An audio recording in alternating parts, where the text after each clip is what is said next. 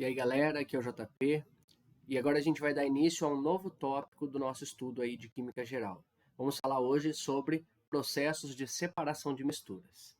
Bom, nós já estudamos o que é uma mistura, que é quando eu tenho aí mais de uma substância em um mesmo recipiente. E aí justamente, tendo várias substâncias, a gente tem aí uma mistura. Agora, vamos falar como que é possível separar esses componentes. Bom, aqui a gente tem a imagem de um desses processos que a gente vai estudar ao longo desses próximos vídeos. Antes de falar exatamente de cada processo, vamos entender alguns conceitos básicos dessa parte de separação de misturas. O que é separar as misturas? Separar as misturas, no caso, é separar os seus componentes.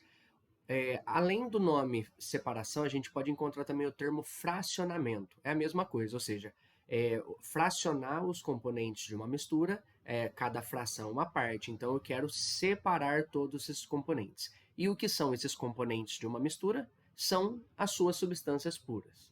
Então, a gente tem aí vários métodos para conseguir fazer isso, ok? Só que um detalhe muito importante para a gente se atentar aqui é verificar o tipo de mistura que você tem que vai sofrer esse fracionamento. Ou seja, eu preciso saber se eu tenho uma mistura homogênea ou heterogênea, porque a partir disso você vai escolher o método mais adequado, tá?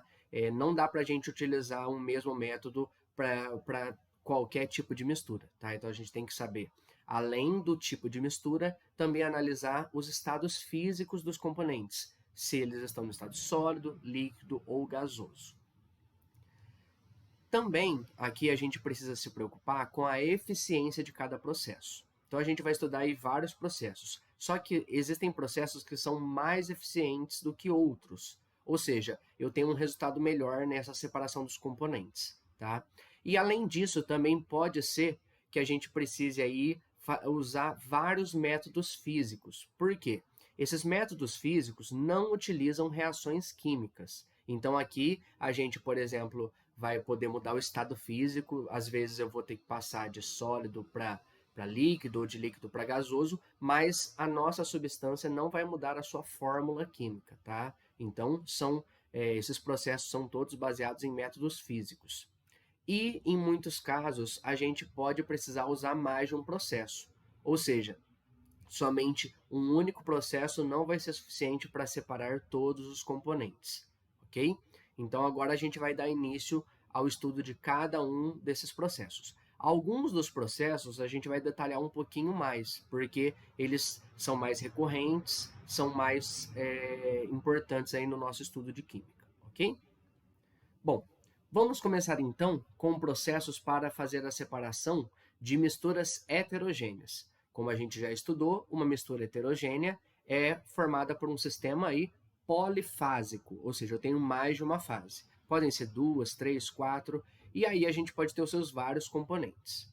O primeiro processo que a gente estuda para misturas heterogêneas é o processo chamado de decantação. A gente também encontra o nome de sedimentação, tá? Para esse processo. Bom, esse processo é utilizado quando eu tenho misturas heterogêneas de sólido e líquido, ou sólido e estado gasoso, sólido e gás, ou líquido e líquido, ok? E ele é baseado na diferença de densidade dos nossos componentes. Então, se é uma mistura heterogênea, quer dizer que esses componentes aqui não vão acabar se misturando, tá? Eles não são miscíveis entre si. Então, a gente aqui vai utilizar esse processo. Como que funciona? É muito simples. Por exemplo, aqui eu pego água e areia. Não se misturam, eu tenho aqui uma mistura heterogênea de um sólido e um líquido. O que a gente faz? Simplesmente deixa em repouso por um certo tempo. Depois desse tempo, o que a gente vai observar? Que a areia, por ser mais densa, vai decantar. Ela vai lá para o fundo do nosso recipiente. Acontece que aqui a gente ainda não conseguiu tirar a água da areia totalmente. Então a gente pode utilizar um outro processo seguido da decantação, que nesse caso seria a chamada sifonação. O que é isso? A gente faz o uso de um sifão, que é, por exemplo, um cano ou uma mangueira, para poder retirar esse líquido que está sobre o sólido que foi decantado, ok? Então aqui a gente usou aí 2 processos para poder fazer a separação de água e areia, mas simplesmente a decantação já seria possível.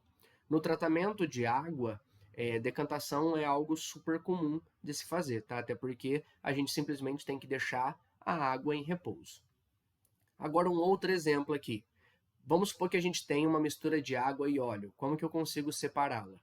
Aqui, a gente não pode simplesmente utilizar um copo, um becker, um frasco qualquer. A gente precisa utilizar essa vidraria aqui.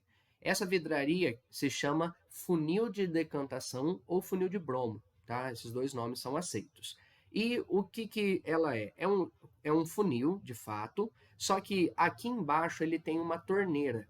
Então você fecha essa torneira, adiciona sua mistura de líquidos que não vão se solubilizar entre si, e aí depois de um tempo, ou seja, você espera ter a separação aí das 2 fases, e aí você abre a torneira e você consegue retirar um líquido de cada vez. Por quê? Na hora que vai chegando aí o final da água, você fecha a torneira, troca aqui embaixo o recipiente e retira o óleo, tá? Nesse caso aqui, a gente também usa a densidade para poder fazer essa separação. Perceba que no funil de decantação sempre sai primeiro o líquido mais denso, o que fica por baixo, ok? Vamos lá. Segundo processo de separação de misturas heterogêneas, chamada filtração. Filtração vai utilizar aqui não a densidade, mas vai utilizar o tamanho da nossa partícula. Perceba que eu posso utilizar filtração para misturas de sólido e líquido ou de sólido e gás, tá? Essa filtração ela pode ocorrer de 2 formas. A gente pode ter uma chamada filtração simples, que é a mais comum, a que é a mais fácil de ser feita. Por exemplo, como que eu separo água e areia se eu não quero usar decantação? A gente simplesmente vai pegar aqui um funil, perceba aqui, eu coloco um papel de filtro e adiciono a minha mistura de água e areia nesse filtro. E aí, obviamente, o líquido vai conseguir passar, por quê? Porque ele consegue passar pelos orifícios desse filtro e o sólido, que formado por partículas aí grandes, não consegue passar, então ele fica retido no filtro. E aí, no final, você vai ter o seu filtrado, então o líquido vai ter passado e o sólido vai ficar aqui no nosso funil, tá? Você não precisa necessariamente utilizar todo esse aparato aqui, essa vidraria aqui embaixo chamado Erlenmeyer, não precisaria necessariamente utilizar um bastão de vidro, até porque, por exemplo, a gente pode fazer uma associação de uma filtração também quando a gente prepara café. Depois que você tem aí a água misturada com o pó de café ele não vai se dissolver na água. O que acontece então? Na hora que você joga no coador, ele faz esse papel aí de filtração. Fica lá o pó de café e o café líquido, o café coado, acaba passando, tá certo? Também isso acontece no aspirador de pó. No aspirador de pó a gente tem um filtro e aí ele puxa o ar junto com a poeira, que são partículas sólidas, fica a poeira retida nesse filtro e passa o ar limpo para o outro lado. Agora, uma outra forma de fazer uma filtração é fazer uma filtração a vácuo. Qual que é a diferença de uma filtração simples para a vácuo? A única diferença é o tempo. Por quê? Existem filtrações que demoram muito tempo para acontecer. Então a gente consegue acelerar essa filtração fazendo uma filtração a vácuo. Só que para ela ser feita, eu preciso aí de um aparato um pouco mais específico. Então, o que a gente tem aqui de diferente? Bom, para a gente conseguir fazer essa filtração a vácuo, a gente precisa de uma trompa d'água. Por quê? Vamos entender aqui, ó. Primeiro, eu tenho aqui uma vidraria, essa vidraria já não é mais um Erlenmeyer, ela tem que ser um Kitasato, ela é um recipiente aí de vidro, um vidro inclusive mais grosso, e aí ele tem aqui uma saída lateral em que eu conecto uma mangueira que vai estar conectada nessa trompa de água, ok? Nesse Kitasato, eu vou encaixar aqui um chamado funil de Buchner, que é diferente de um funil comum, tá? Que a gente tem aí em casa, por exemplo. Esse funil de Buchner, ele tem esse formato aqui, e eu coloco o papel de filtro sobre ele. Acontece que eu consigo fechar totalmente esse Kitasato, e na hora que eu ligar essa trompa de água, vai passar água por essa trompa de água, e ela vai conseguir retirar o ar de dentro do Kitasato. Com isso, a gente vai gerar aí vácuo dentro desse recipiente. Por isso que eu preciso aí de uma parede mais grossa, para não quebrar esse vidro. Ao gerar vácuo ou quase vácuo dentro do Kitasato, eu diminuo a pressão que tem ali.